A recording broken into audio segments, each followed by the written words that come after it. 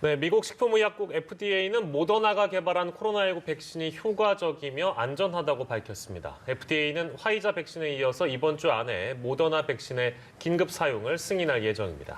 네, 이렇게 백신 접종은 시작됐지만 코로나19 입원 환자가 최대를 기록하는 등 미국 내 상황은 여전히 좋지 않습니다. 밤사이 들어온 글로벌 뉴스 김지수 기자와 살펴보겠습니다. 어서 오십시오. 안녕하세요. 네, 미국에서 화이자 백신의 접종이 시작이 됐습니다. 그게 어제였는데 오늘 저희가 새롭게 전달해 드릴 내용은 모더나가 만든 백신의 사용 승인도 임박했다면서요? 네, 이제 미국 식품의약국 FDA가 미 제약 업체 모더나가 개발한 코로나19 백신이 효과적이라는 검토 결과를 내놨습니다. FDA 자문위원회가 오늘 17일 모더나 백신의 긴급 사용을 권고하면 FDA가 18일 최종 승인할 것이라는 전망이 나오고 있습니다. 아직 모더나 백신의 사용을 승인한 국가가 없어 미국이 첫 사례가 될 수 있습니다. FDA는 모더나 백신이 코로나19 예방에 매우 효과적이며 특별한 안전 문제를 제기하지 않았다고 밝혔습니다.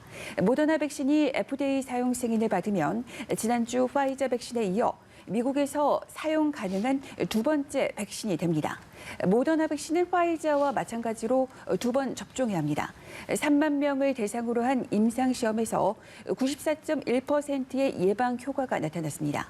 FDA는 임상시험 때 발생한 심각한 부작용은 일반적인 인구 대비로 발생하는 빈도와 비슷한 수준이라고 밝혔습니다. 다만 모더나 백신도 화이자 백신의 임상시험에 보고된 것처럼 안면마비 가능성을 밝혔습니다. 현지 언론들은 모더나 백신이 화이자와 비슷한 임상시험 결과가 나왔고 동일한 기술에 기반했다는 사실을 감안하면 18일쯤 승인이 날 것으로 보도했습니다. 미국은 모더나 백신이 승인을 받으면 곧 접종을 시작할 계획이어서 이미 접종이 개시된 화이자 백신과 함께 미국의 코로나19 퇴치에 큰 도움이 될 것이라는 기대가 나오고 있습니다. 미 정부의 백신 개발 최고 책임자 몬셰프 슬라이는 화이자와 모더나 백신을 포함한 연말까지 또 2천만 명 접종 분량의 백신을 미 전역에 배포할 계획이라고 밝힌 상태입니다. 또 백신 최고 책임자는 내년 3월 말까지 1억 명이 접종하도록 하겠다며 이렇게 된다면 미국이 내년 5월에서 6월에 집단 면역에 도달할 것으로 전망했습니다. 네, 코로나19 백신 접종은 일단 영국에서 세계 최초로 가장 먼저 이뤄졌고 유럽의 다른 나라에서도 이 백신 접종이 빨리 이루어질 것으로 보인다고요. 네, 이제 유럽의약품청은 화이자 백신의 사용 승인 여부 결정을 위한 회의를 오는 21일에 열 것이라고 전했습니다.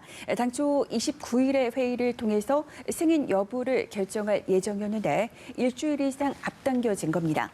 유럽의약품청은 이 같은 움직임을 독일을 비롯한 일부 회원국 정부가 백신 승인을 더 서둘러야 한다고 요구한 데 따른 것으로 이제 밝히고 있습니다.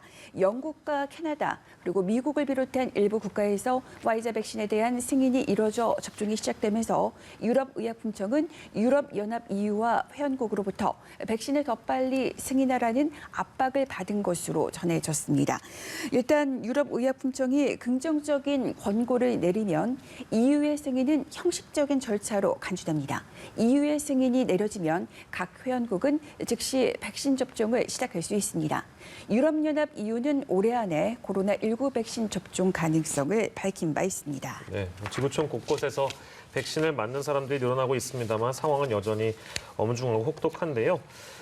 미국은 최대 피해국이기 때문에 코로나19와 관련해서는 근데 코로나19로 입원한 환자의 그 상황이 코로나19 사태 이후 최대를 기록했다면서요? 네, 이제 CNN 보도만 보더라도 알 수 있는데 14일 미 전역에서 코로나19로 입원한 환자가 11만 500명으로 가장 많은 수치를 기록했다고 CNN은 전했습니다. 최근 일주일간의 하루 평균 신규 확진자는 21만 5천여 명으로 또 하루 평균 사망자는 2,300여 명으로 각각 집계되며 사태 후 가장 높은 수준을 보였습니다. 게다가 워싱턴대 의대 산하연구소는 앞으로 석 달간 추가로 미국에서 18만 6천 명이 숨질 것이라고 전망했습니다. 백신이 출시됐지만 악화 일로의 코로나19 코로나19 사태에는 당분간 큰 영향을 미치지 못할 것이라고 전문가들은 말하고 있습니다.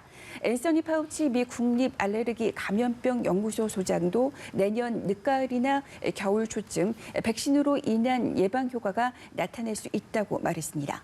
이처럼 상황이 악화되는 가운데 빌 더블라지오 뉴욕시장은 크리스마스 직후 더 엄격한 규제를 시행해야 한다고 말했습니다.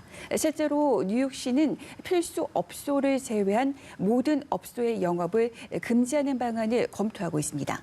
지난 봄 같은 완전한 봉쇄가 필요할 것 같다고 더블라지오 시장은 밝힌 바가 있습니다. 봉쇄가 재개된다면 이번 주부터 비필수 업종의 영업까지 제한하게 됩니다. 한편 앤서니 파우치 알레르기 감염병 연구소 소장은 바이든 대통령 당선인을 향해 안보상의 이유로 가능한 한 빨리 접종해야 한다고 권고했습니다. 또 트럼프 대통령과 펜스 부통령도 곧 접종받을 것을 권했습니다.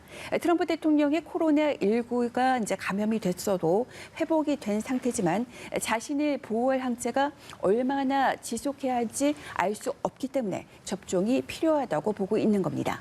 전 세계 코로나19 발생 상황을 살펴보면 신규 확진자는 49만 명입니다. 월드오미터 기준 전 세계 누적 확진자는 7,373만 명을, 누적 사망자는 163만 명을 각각 넘어섰습니다. 네, 이번에는 미국 대선 관련 소식인데요. 바이든 당선인이 어제 선거인단 투표에서 승리를 확정지었습니다. 그동안 당선을 인정하지 않았던 미국 내 지도층에서도 축하 인사를 건네고 또 특히나 공화당의 1인자로 불리는 미치 매코널 상원 원내대표도 축하 메시지를 전했다고요. 네, 이제 미치 매코널 상원 원내대표는 그동안 바이든의 승리를 사실상 인정하지 않았습니다. 그동안 침묵해 왔었는데요. 이제 당선인이라는 표현도 쓰지 않았었는데 이 공화당 1인자인 미치 매코널 상원 원내대표가 상원 원내 그 연설에서 바이든 당선인의 승리를 축하했습니다. 첫 유색인종 여성 부통령에 당선된 카멀라 해리스에 대해서도 미국인들은 처음으로 여성 부통령을 갖게 된 데 자부심을 가질 수 있다고 언급했습니다. 특히 매코널 원내대표는 트럼프 대통령과 긴밀히 협력하며 공화당을 진두지휘해온 의회 내 공화당 1인자라는 점에서 이날 언급은 더욱 주목을 받고 있습니다. 바이든의 선거인단 투표 승리 후 공화당에서는 바이든을 당선인으로 인정하는 의원들이 늘어나고 있습니다. 이런 상황에서 매코널의 발언은 공화당이 바이든의 승리 결과를 인정하고 바이든을 당선인으로 대우하는 분위기를 급속도로 확산시킬 것으로 보입니다. 동시에 여전히 불복 입장을 굽히지 않는 트럼프 대통령의 입지를 크게 위축시키면서 승복하라는 강한 압력으로 작용할 수 있다는 분석이 나옵니다. 바이든 당선인이 선거인단 투표에서 과반을 확보해 승리를 공식화하면서 이제 의회의 인증 절차만 남겨놓게 됐습니다.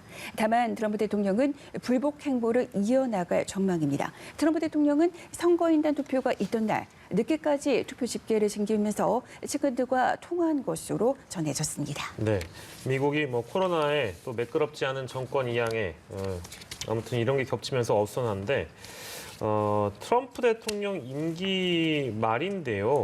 그 해킹 사건이 터져서 주요 부처가 거의 다 뚫렸다면서요? 네, 이제 미국 재무부와 상무부 또 이제 국토안보부 내부망도 러시아 정부가 이제 배후인 것으로 추정되는 해커들에게 뚫렸습니다. 로이터 통신은 수준 높은 해커들이 국토안보부 내부망 접근에 성공했다고 전했습니다. 이번에 해커들에게 뚫린 국토안보부는 국경보안뿐만 아니라 사이버 보안도 책임지는 부처입니다. 최근에는 코로나19 백신의 배포와 관련한 업무도 담당하고 있습니다. 게다가 국무부 또 국립보건원도 피해를 입었다는 보도도 나오고 있습니다. 워싱턴 포스트는 러시아 정보를 배후로 지목하면서 피해를 본 부처와 기업이 점점 늘어날 것으로 예상된다고 그렇게 내다봤습니다. 해킹으로 인해 빼앗긴 정보들이 어떤 것인지에 대해서는 현재 알려지지 않았습니다. 다만 미 대선과 코로나19 확산이 겹쳐 있던 시점이라 미 대선 상황과 또 백신 개발 정보가 광범위한 타깃이 됐을 것이라는 관측이 나오고 있습니다. 여기에 국방부와 군 당국도 해킹 피해를 봤을 가능성도 제기됐습니다. 이번 해킹은 근래 들어 최악의 수준일 가능성이 큰 상태입니다. 러시아 정부는 관련성을 부인하고 있습니다. 네, 이 소식까지 만나봤습니다. 지금까지 글로벌 브리핑의 김지수 기자와 함께했습니다. 고맙습니다.